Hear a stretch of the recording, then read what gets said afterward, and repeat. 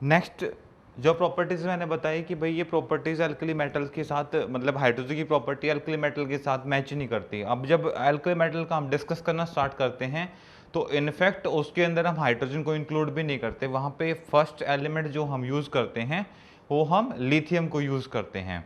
But अब जब हम हाइड्रोजन को पढ़ रहे हैं तो हाइड्रोजन की बातें करेंगे, और हाइड्रोजन की बातें भी इस तरीके से करेंगे कि उनकी प्रॉपर्टी बाकी मेटल्स के कंपेयर में डिफरेंट होती हैं। उन डिफरेंट प्रॉपर्टीज़ को डेफिनेटली हम इस चैप्टर के अंदर डिस्कस करेंगे। डिस्कस करने का पर्पज़ क्या है कि काफ़ी बच्चों को काफ़ी कंफ्यूज रहते हैं। जैसे मैं बोलूँगा कि एल्कली मेटल्स के अंदर कि एस ब्लॉक के अंदर बेटा 14 एलिमेंट होते हैं। हालांकि कोई हार्ड एंड फास्ट रूल मैं आपको नहीं बता रहा हूँ। 14 एलिमेंट में क्या होता है कि जो आप 14 एलिमेंट आप याद करते हो तो उसमें ये होगा कि फर्स्ट ग्रुप में 7 एलिमेंट और सेकंड में 7 एलिमेंट, तो 14 एलिमेंट हो गए। हम अपने टेबल को जब देखते हैं तो हमें वहाँ पे 13 एलिमेंट्स मिलते हैं। एक एलिमेंट अकॉर्डिंग टू कॉन्फ़िगरेशन यानी कि इलेक्ट्रॉन डिस्ट्रीब्यूशन बेस पे जो हम यूज़ करते हैं वो हमारा होता है हीलियम, क्योंकि हीलियम भी ऑलरेडी उसकी पोजीशन फिक्स नहीं है। एज ए जो उसको बिहेव देखा जाता है इलेक्ट्रॉन्स के अकॉर्डिंग तो उसका बिहेव होता है नोबल गैसेज जैसा। बट जब उसको हम इलेक्ट्रॉन डिस्ट्रीब्यूशन या कॉन्फ़िगरेशन के बेस पे हम उसको डिस्कस करना स्टार्ट करते हैं तो वो हीलियम पहुंच जाता है एस ब्लॉक के अंदर, तो वहाँ पे उसको इंक्लूड करके 14 एलिमेंट होते हैं। ओनली देखो एस ब्लॉक एलिमेंट की बात करता हूँ तो आपके पास टोटल नंबर ऑफ इलेक्ट्रॉन 14 होंगे, 14 होंगे। बट यदि मैं बात करता हूँ एल्कली मेटल्स की या अर्थ एल्किन मेटल्स की तो वो 6 बचती हैं, क्योंकि हाइड्रोजन एक इलेक्ट्रोपॉजिटिव हो सकता है पर हाइड्रोजन एक एल्कली मेटल नहीं हो सकता। हीलियम एक कभी भी अर्थ एल्किन मेटल नहीं हो सकता क्योंकि वो एक नोबल गैसेस है। बाकी सभी के सभी पार्टिसिपेट करते हैं केमिकल रिएक्शन के अंदर, बट हीलियम कभी भी रिएक्ट नहीं करता और ना ही अपने कंपाउंड बनाता। हार्डली क्या होगा जब इनको कंपाउंड बनाने पड़ेंगे तो उससे पहले अपने आप को अनस्टेबल करना पड़ेगा, आउटर मोस्ट सेल से इलेक्ट्रॉन्स को जंप कराना पड़ेगा, उसका नोबल गैस का करेक्टर उसको लूज करना पड़ेगा। उसके बाद कुछ प्रोबेबिलिटी ऐसी हो सकती है कि जिसके बेसिस पे वो क्या कर सकता है, कोई कंपाउंड या कोई बॉन्ड फॉर्मेशन या कोई अपने बेस पे ऑक्साइड बनाने की एक प्रोबेबिलिटी आती है। बट जब तक वो अपने ऑक्साइड नहीं बनाना चाहता, यानी कि जब तक उसके आउटर मोस्ट सेल कंप्लीटेड रहते हैं तो उस कंडीशन में वो नहीं बना सकता। नोबल गैसेस की यदि बात करता हूँ तो hydrogen sorry helium, neon, argon, argon के बाद कुछ एलिमेंट आप कैसे हैं, हालांकि आर्गन भी कुछ केसेस में अपने ऑक्साइड बना देता है। तो बेटा मैं यहाँ फिर भी आपको एक बात दोबारा यही कहना चाहूँगा कि भाई वो अपने ऑक्साइड बनाता ज़रूर है, ठीक है, बट कब बनाएगा ये भी एक कंडीशन है, क्योंकि ऑक्साइड बनाने के लिए उसके पास कंडीशन क्या होती है कि उसको आउटर मोस्ट सेल से इलेक्ट्रॉनों को फर्स्टली लॉस करना पड़ेगा, और लॉस करने के बाद टेंडेंसी शो कर सकता है, उससे पहले वो शो नहीं कर सकता। यानी कि जब तक वो नोबल गैसेस की कंडीशन में रहेगा। अब नोबल गैस की कंडीशन क्या होती हैं कि ऑक्टेट कंप्लीट होना चाहिए। अदर गैसेज जो अनस्टेबल होती हैं वो एग्जिस्ट करती हैं डायटोमिक फॉर्म के अंदर, बट जो नोबल गैसेज होती हैं वो एग्जिस्ट करती हैं मोनो एटॉमिक फॉर्म के अंदर। हीलियम भी आपको अकेला मिलेगा, नियोन भी आपको अकेला मिलेगा, आर्गन भी अलग अलग मिलेगा, बाकी सभी एलिमेंट्स भी आपको अकेले अकेले मिलेंगे, यानी कि मोनो एटॉमिक फॉर्म में नेचर में एग्जिस्ट कर जाते हैं। तो ये था कुछ बेसिक इंट्रोडक्शन। आपको ये राइट डाउन करना है, लिखने का मन करे, सुनने में अच्छा लगा हो तो वीडियो को पॉज करके आप इन सारी बातों को वन बाय वन नोट कर सकते हो। टाइम जरूर लगेगा, ये मैं आपकी मान सकता हूँ, बट मैं आपको हमेशा कहता आया हूँ कि जितना टाइम खुद को दोगे दुनिया तुम्हें टाइम देगी, तुम दुनिया को टाइम दोगे एक दिन तुम्हें कोई टाइम नहीं देगा। तो चॉइस तुम्हारी है कि अपने आप को टाइम देना चाहते हो तो आराम से शांति के साथ फुल कंसंट्रेशन में अपना बैठ के पढ़ें। ज़रूरी नहीं कि हर चीज़ें आपको एक ही बार में 100% समझ में आ जाएं, नहीं पॉसिबल है, ठीक है। बट जब आप 100% की उम्मीद लगा के चलते हैं कि मुझे ये चीज़ 100% समझ में आनी चाहिए, तो मैं आपसे कहूँगा कि 100 टाइम एक बार एफर्ट तो लगा के देखिए, तो आपको 100% समझ में डेफिनेटली आएगी। यदि आप वन टाइम एफर्ट लगा रहे हैं तो वन टाइम तो आपको वन टाइम में 1% तो समझ में आ ही रहा ना, तो यानी कि लॉस तो आपका कुछ हो नहीं रहा। 1 टाइम में 1% समझ में आ रहा है, 2 टाइम आप जब रिवाइज करते हैं तो 2% समझ में आ रहा है, तो एटलीस्ट आप चाह रहे हो आपको 100% मिले, ठीक है। तो मेरी आपसे रिक्वेस्ट है कि कम से कम अपने आप को 100% टाइम तो दीजिए। जिस दिन आपको आप किसी भी एक चैप्टर को, किसी एक चैप्टर की बात नहीं कर रहा, किसी एक सब्जेक्ट की बात नहीं कर रहा, जब आप अपनी लाइफ में कोई भी काम करना चाहते हैं, कोई भी अचीवमेंट चाहते हैं, तो एक टाइम में यानी कि 1 टाइम में आपको प्रैक्टिस, 1 टाइम में आपकी प्रैक्टिस हो सकती है, पर 1 टाइम में परफेक्शन नहीं मिल सकती। और परफेक्शन के लिए प्रैक्टिस की हमें बहुत ज़्यादा ज़रूरत पड़ती है। और हम जब परफेक्शन चाहते हैं तो परफेक्शन हमारा जो कैलकुलेट करते हैं वो 100% के बेसिस पे करते हैं कि हमारा परफेक्शन 100 में से कितने परसेंट है। जब स्कोर होता है, मार्क्स किए जाते हैं, तो चाहे उसमें सीबीएसई पैटर्न फॉलो कर लो या चाहे कोई अदर पैटर्न फॉलो कर लो या तुम्हारी निजी कैलकुलेशन हो, तो हम 100 पे निकालते हैं कि 100 में से आपको 80% आए, 55% आए, 40% आए, 30%, 25%, 10%, 1%। तो जो आपका परसेंटेज कैलकुलेट होता है वो बिहाफ ऑफ द 1% के बिहाफ पे होता है। तो मैं आप लोगों से यही चीज़ें मैं आप लोगों से डिस्कस करना चाहता हूँ। मैं खुद ये चाहता हूँ कि आपको चीज़ें एक बार में समझ आए ही नहीं। मैं बी फ्रैंक आपसे डिस्कस कर रहा हूँ। मैं खुद ये चाहता हूँ कि आपको कोई भी मेरा केमिस्ट्री का लेक्चर एक टाइम में समझ में ही ना आए, क्योंकि एक टाइम में समझा हुआ गलत हो सकता है और मैं इस बात से श्योर हूँ, ठीक है, कि एक टाइम में देखा हुआ लेक्चर गलत हो सकता है।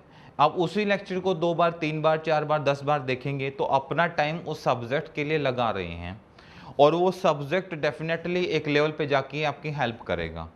और दूसरी बात है, एक टाइम में आप रट लोगे, एक टाइम में यदि आप समझने की कोशिश करोगे तो डेफिनेटली आप रटने की कोशिश कर रहे हो। और एक टाइम में आपने जब रटा, रटने से भाई मुझे लॉस हो जाएगा, क्योंकि मेरा बच्चा वो चीज़ें सीख नहीं पाएगा जो मैं उसको डेफिनेटली सिखाना चाहता हूँ, ठीक है।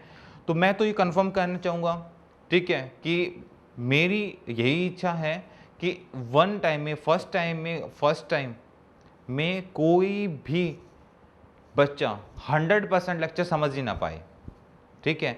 कुछ ना कुछ उसको ये लगे कि मैंने ये मिस कर दिया और उस मिसिंग के बहाने वो लेक्चर उसको दोबारा देखना पड़े। जब वो लेक्चर को 2 बार देखेगा, 3 बार देखा, 10 बार देखा, तो डेफिनेटली वो चीज़ें उसके क्लियर होंगी। और डेफिनेटली वो चीज़ें क्लियर होंगी तो जब आप किसी कॉम्पिटिटिव एग्जाम को जब फाइट करने की कोशिश करेंगे तो वो चीज़ें आपको डेफिनेटली सपोर्ट भी करेंगी, आपकी हेल्प भी करेंगी। जैसे आप गॉड से रिक्वेस्ट करते हो, भगवान से प्रार्थना करते हो कि वो तुम्हारी मदद करें, तो जो टाइम तुमने उस लेक्चर को देखने में बिताया है, उस लेक्चर पे जो आपने प्रैक्टिस की है, तो वो प्रैक्टिस आपको डेफिनेटली एक परफेक्शन ज़रूर देगी। तो मैं आपसे एक उम्मीद लगा के चलता हूँ कि मेरा जो केमिस्ट्री पढ़ने वाले बच्चे हैं, स्पेशली लेक्चर्स को आप 10 से 15 से 20 बार देखेंगे। टाइम आपके पास बहुत है क्योंकि आप काफ़ी घंटे वेस्ट कर देते हैं। जो लेक्चर्स आपको दिए जा रहे हैं बहुत छोटे छोटे लेक्चर्स फॉर्म में दिए जा रहे हैं, ठीक है। रिकॉर्डिंग हालांकि बहुत लंबी होती है, 1 घंटे 1.5 घंटे, 1 घंटे के लेक्चर रिकॉर्ड किए जाते हैं, पर आपको लेक्चर्स पार्ट के अंदर दिए जाते हैं। 15 minute, 20 minute, 30 minute, hardly 30 minute का आपको कोई लेक्चर मिलेगा, उससे कम लेक्चर्स दिए जाते हैं। लेक्चर्स कम का मतलब है कि आप एटलीस्ट 15-20 मिनट फुल कंसंट्रेशन के साथ पढ़ें ताकि आपकी एक्यूरेसी बहुत अच्छी हो जाए, आप चीज़ों को बहुत अच्छे तरीके से समझने लग जाएं और अपने आप को आप इतना वेल मैच्योर बना लें ताकि किसी और को ना कहना पड़े कि आप बेटा पढ़ो, और आपके लिए चीज़ें बहुत ज़रूरी हैं क्योंकि आप उन चीज़ों को ऑलरेडी हार्ड वे में या सॉफ्ट वे में आप उनको ऑलरेडी अपने लाइफ में उन चीज़ों को एज ए अडॉप्ट कर चुके हो कि that is a part of life. Education आपकी पार्ट ऑफ लाइफ है। एक केमिस्ट्री की बात नहीं कर रहा, केमिस्ट्री के जरिए मैं आप लोगों के अंदर एक हैबिट क्रिएट करना चाहता हूं कि किसी काम को भी आप करें तो एटलीस्ट उसको 2 से नहीं, 1 टाइम नहीं, आप 100 टाइम उसके लिए प्रैक्टिस करें। और जिस दिन आपने किसी एक काम को करने के लिए और जो आपको लगा कि ये मेरा ड्रीम है, ठीक है, उस काम को करने के लिए जिस दिन आपने 100 टाइम एफर्ट लगाए तो डेफिनेटली उसके अंदर आपको सक्सेस भी 100 टाइम से बेटर मिलने वाली है। आप इस चीज़ को भूल जाएं कि सक्सेस नहीं मिलेगी, लाइफ गोल सेट नहीं होंगे, एवरीथिंग दैट इज़ पॉसिबल, बस आपको कंटिन्यूटी रखनी है चीज़ों के अंदर। और जब आपकी देखो, इंटेलिजेंसी एक अलग चीज़ होती है और कंटिन्यूटी अलग चीज़ होती हैं, और चीज़ें इंटेलिजेंसी से कम मिलती हैं, प्रैक्टिस और परफेक्शन से ज़्यादा मिलती हैं। क्योंकि ये तो आप भी मानते होगे कि चीज़ें चलती हैं, सक्सेसमेंट मिलती है परफेक्शन से, स्कोर होता है परफेक्शन से, चीज़ें अचीव होती हैं परफेक्शन से, और परफेक्शन आता है प्रैक्टिस से। टैलेंट वाली बात करता हूँ, जो बच्चे सोचते हैं कि हम टैलेंटेड हैं, हमें परफेक्शन की ज़रूरत नहीं है, तो टैलेंटेड बच्चा अंडरस्टैंड फास्टली कर सकता है, पर परफेक्शन की तो उसको भी ज़रूरत होती है, कंसंट्रेशन की उसको भी ज़रूरत होती है, हार्ड वर्क की उसको भी ज़रूरत होती है। तो सभी बच्चों से मैं कहता हूँ, अपने आप को कोई इंटेलिजेंट मानता है, कोई अपने आप को इंटेलिजेंट नहीं मानता है। डिफरेंस इतना है, इंटेलिजेंट वाला जहाँ 50 बार प्रैक्टिस करेगा, ठीक है, और एक नॉर्मल बच्चे, एवरेज बच्चे को वहाँ पे 50 से 60 बार प्रैक्टिस करनी पड़ सकती है, इससे ज़्यादा डिफरेंस नहीं है। इंटेलिजेंट और नॉर्मल में जो डिफरेंस नज़र देखने को मिलता है, वो एक हमें यही यही एक सबसे बड़ा डिफरेंस देखने को मिलता है, वरना हाथ पैर मुंह सबके ऑलरेडी सेम लगे हुए हैं, बॉडी फंक्शनिंग सबके सेम है, अंडरस्टैंडिंग का नज़रिया है, कोई किसी चीज़ को पहले जज कर लेता है, कोई किसी को 2 बार प्रैक्टिस करने के बाद वो चीज़ें नज़र आती हैं। इसके अलावा कोई भी डिफरेंस, आई थिंक मुझे तो आज तक काफ़ी साल हो गए पढ़ाते हुए, मुझे तो देखने को नहीं मिला है। जो एक नॉर्मल बच्चे में और एक पढ़ने वाले बच्चे में जो डिफरेंस मुझे देखने को मिला, पढ़ने वाला बच्चा अपने आप को थोड़ा सा टाइम ज़्यादा देता है, और ना पढ़ने वाला बच्चा अपने आप को टाइम नहीं दे पाता सेल्फ स्टडी के लिए। इसलिए वही हमें जो एक डिफरेंस होता है, हमें वो डिफरेंस एक परसेंटेज में देखने को मिलता है, कि पढ़ने वाला बच्चा ज़्यादा अच्छा परफॉर्म करके ज़्यादा स्कोर ले लेता है, और एक एवरेज बच्चा होता है वो एवरेज स्कोर करता है, क्योंकि एवरेज वाले बच्चे ने अपने आप को कम टाइम दिया है और पढ़ने वाले बच्चे ने अपने आप को ज़्यादा टाइम दिया है। इसके अलावा आई थिंक मुझे तो आज तक कोई डिफरेंस देखने को नहीं मिला, और उम्मीद है मैं भी वो उन चीज़ों को ढूंढने की या सर्च करने की कोशिश कर रहा हूँ कि मुझे कुछ एक्स्ट्रा उन चीज़ों में मैं चीज़ें अच्छे से जज कर पाऊँ, और एक बहुत बड़ा डिफरेंस यदि कोई डेफिनेटली मुझे मिलेगा, तो मैं जो मोमेंट मुझे अपनी लाइफ में मिलेगा, तो डेफिनेटली वो चीज़ें मैं आप लोगों के साथ ज़रूर शेयर करूँगा कि एक इंटेलिजेंट और एक डफर बच्चे में क्या डिफरेंस, एक एवरेज बच्चे में, एक डफर बच्चे में क्या डिफरेंस होता है। आज तक मुझे डिफरेंस जो नज़र आया है, वो एक ही चीज़ का डिफरेंस नज़र आया है, कि जो खुद को कौन कितना टाइम दे रहा है, जो खुद को कम टाइम दे रहे हैं उनके अंदर, भाई खुद को कम टाइम ही नहीं दे रहे तो स्कोर कहाँ से आएगा, पॉसिबिलिटीज़ नहीं, क्योंकि वो उतना हाईली नॉलेज गेन नहीं कर पाते। और जो खुद को टाइम देते हैं, तो डेफिनेटली वो अपने आप को एक अच्छे लेवल पे एक चीज़ों को अचीव कराने की एक टेंडेंसी होती है, वो टेंडेंसी वो अच्छे से अपने आप को हाई कर पाते हैं। सेकंड थिंग, कि जैसे जैसे आप आपका कंसंट्रेशन बढ़ेगा, यूनिटी बढ़ाओगे, तो चीज़ें अपने आप समझ में आने स्टार्ट हो जाएंगी, ठीक है। चीज़ें समझनी आसान है। मैं चीज़ों को ये नहीं चाहता कि कभी भी आप किसी भी चीज़ को रटें, मैं चाहता हूँ कि हर चीज़ को आप बहुत अच्छे से, बहुत बारीकी से समझने की कोशिश करें, और जो बच्चे समझते हैं उसको काफ़ी साल चीज़ें रिवाइज करने की जरूरत नहीं पड़ती। आपके पास ये टाइम है जब तक आप स्टडी कर रहे हैं, या ये टाइम अपनी ज़िंदगी को दो, तो जब आप प्रोफेशन में घुसेंगे तो पूरी ज़िंदगी दुनिया आपको टाइम देगी, ठीक है। या जब तक आप पढ़ रहे हैं, ये टाइम दुनिया को दे दो, ठीक है। कौन क्या कर रहा है, किसी के मोमेंट कैप्चर करना, किसको कौन क्या कर रहा है, कौन खाएंगे, जो उसको सपोर्ट करना, अपने आप को सोशल वर्क में डालना, करो अच्छे से, ठीक है। पर जब तक एजुकेशन, जब आप पढ़ाई छोड़ दोगे, एजुकेशन आपसे दूर हो जाएगी, डिस्टेंस बना लेगी, तो उसके बाद पूरी ज़िंदगी आपको दुनिया को टाइम मांगते फिरोगे, ठीक है, कि आपका टाइम थोड़ा सा मुझे चाहिए, ठीक है। एक लिंक आप बनाने की कोशिश करोगे, क्योंकि आपको सर्वाइव करना है, ठीक है। इसलिए कह रहा हूँ कि भाई खुद को टाइम आज दोगे, तो कल आने वाले टाइम में दुनिया आपको टाइम देगी। यदि आज आप किसी और को टाइम दोगे, तो कल आप लिंक बनाना चाहोगे, आप एक अप्रोच बनाना चाहोगे, जिससे आप अपने आप को सर्वाइव और कैपेबल बना सको, ठीक है, क्योंकि आपके अंदर वो कैपेबिलिटीज़ उस टाइम पे नहीं होंगी, और उस समय आपके पास जो चीज़ देखने को मिलेगी, अगला क्या कहेगा, सॉरी यार मेरे पास अभी टाइम नहीं है आपके लिए, मैं किसी मीटिंग्स में कहीं बाहर हूँ, आउट ऑफ स्टेशन हूँ, आऊँगा तब आपसे डेफिनेटली मिलूँगा या आपसे बात करूँगा। तो ये चीज़ें आपको फेस करने को मिलेंगी, आप काफ़ी डिमोरलाइज भी अपने आप को वहाँ पे उस कंडीशन पे फील करेंगे, और ऐसा मैं अपने बच्चों से 1% उम्मीद नहीं करता कि ये सब उसको फेस करना पड़े। इसलिए कहता हूँ बेटा, थोड़ा सा आज आप भले ही घर पे हो, पर अपने आप को थोड़ा सा अवेयर करें, आपको ज़रूरत है थोड़ा सा अपने आप को जगने की। आज के टाइम अपने खुद आप मेंटर हैं, खुद अपने आप के टीचर हैं, खुद अपने आप के काउंसलर हैं।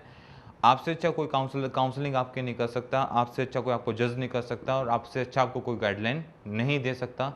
गाइडलाइन सही देनी है कि जो हैबिट आपके, जो रूटीन शेड्यूल चल रहे थे, वही आपको सेम फॉलो करना है, टाइम कम से कम वेस्ट करना है, ज़्यादा से ज़्यादा टाइम आपको एजुकेशन में लगाना है, एक टाइम में आपको टाइम पूरा एजुकेशन में नहीं लगाना है, उसको स्लॉट्स में यूज़ करना है ताकि आप बोरिंग फील ना करो। और हेल्दी जो फूड होता है उसका ज़्यादा से ज़्यादा यूज़ करना है, जंक फूड को अवॉइड करना है, जैसे आपकी कंसंट्रेशन पे इफेक्ट ना आए। डेली रूटीन में आपको एक्सरसाइज करनी है।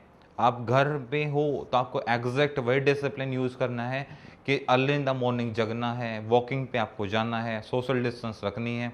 ये सारी चीज़ें आप जब अपनी लाइफ में यूटिलाइज करते हो, ठीक है, तो आपकी लाइफ काफ़ी स्मूथ और काफ़ी ईजी हो जाएगी और काफ़ी एनर्जेटिक फॉर्म में होगी और आप बहुत अच्छे से अपनी लाइफ को फील कर पाएंगे।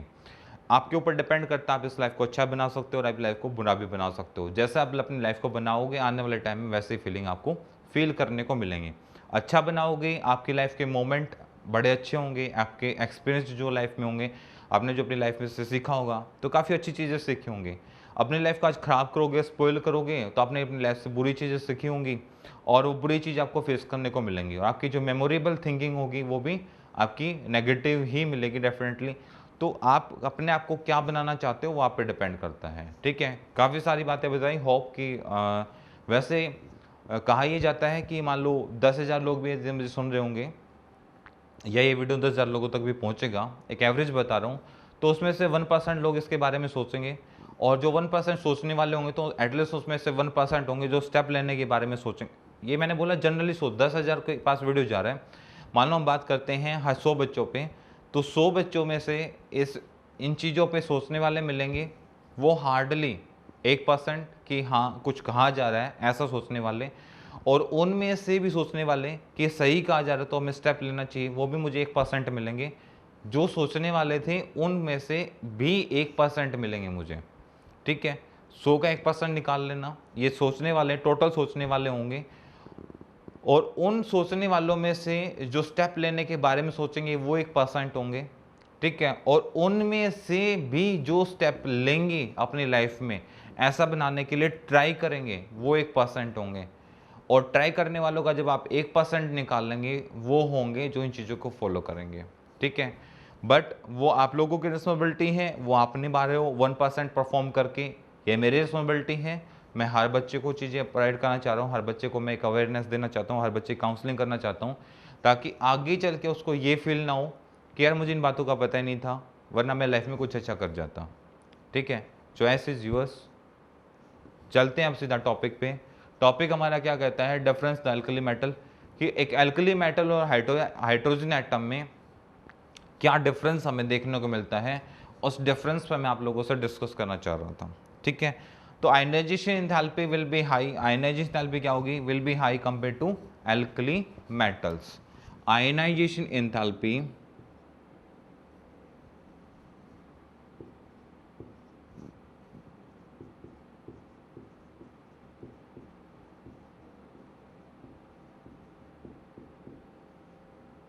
ionization enthalpy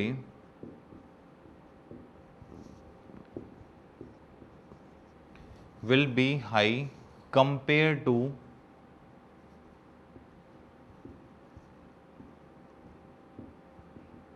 alkali metals, ठीक है। रीजन भी दे सकते हैं इसके अंदर, बिकॉज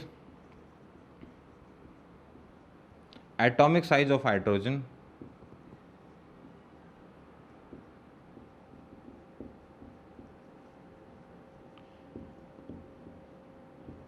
विल बी स्मॉल, ये भी एक सबसे बड़ा रीजन हो सकता है। और भी काफ़ी रीजन्स हैं, रिएक्टिविटी हो गया, ये डायटोमिक फॉर्म में होता है, काफ़ी रीजन्स हैं। बट मुद्दे वाली बात है कि इसकी आयनाइजेशन एंथैल्पी क्या होती है, वो आयनाइजेशन एंथैल्पी क्या होती है, दैट विल बी, जो हमें देखने को मिलता है वो high compare to other alkali metals, ठीक है। सेकंड पॉइंट मेरे पास आता है non metallic character. Second point मेरे पास आता है non metallic character.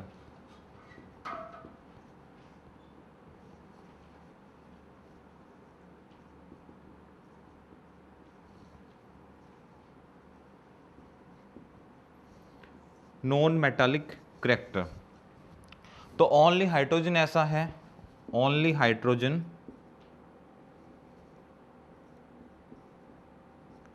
Only hydrogen atom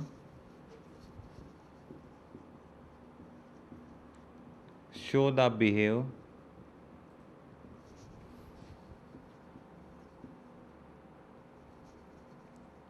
as a non-metal,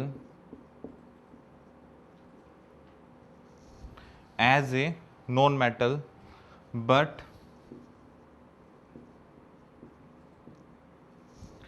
other alkali metals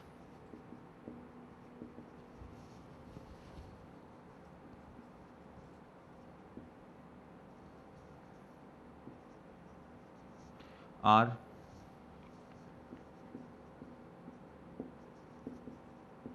show the behave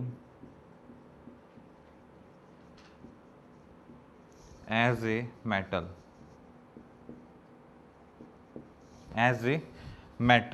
for example के लिए बात करें, lithium, sodium, potassium, rubidium and caesium, all are metals but hydrogen is non-metal.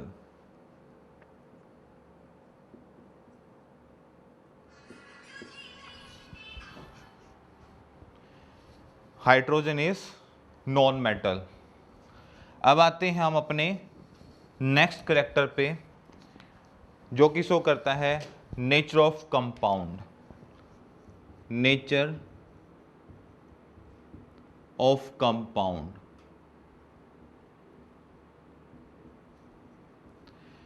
यदि natures की बात करता हूं, जब ये बॉन्डिंग सेम एटम सेम के साथ बनाएगा तो वहां पे जो बॉन्ड फॉर्मेशन होगा वो कैसा होगा, कोवलेंट। ठीक है, all gases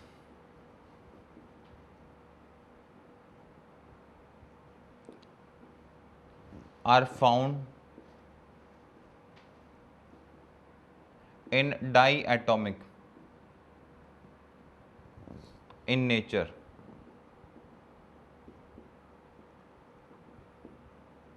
but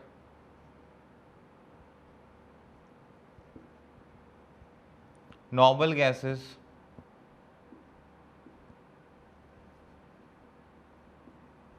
are found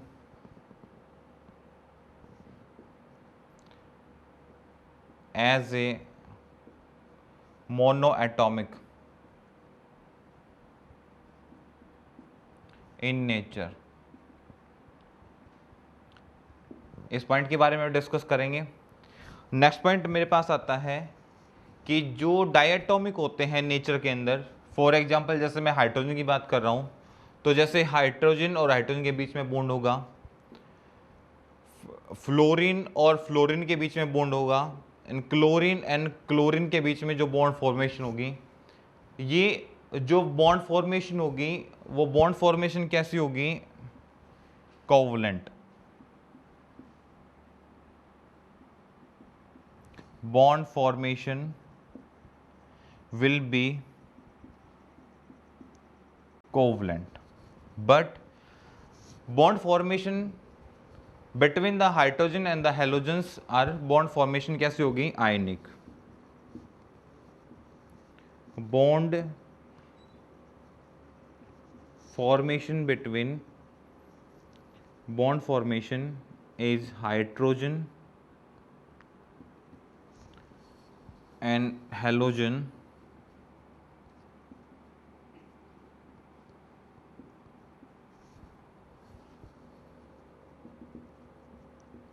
will be ionic। Example के लिए HF, HCl एंड HBr। ठीक है, अब एल्कली मेटल्स की बात करता हूं, तो एल्कली मेटल्स की भी जो प्रॉपर्टी होती है वो ऑलरेडी सेम होती है। ठीक है, एंड ऑल एल्कली मेटल्स, सिर्फ लिथियम को छोड़ के, ऑल एल्कली, चलो इसको हम डिस्कस करते हैं नेक्स्ट पॉइंट के अंदर। ठीक है, पहले आप इसको राइट डाउन कीजिए। है।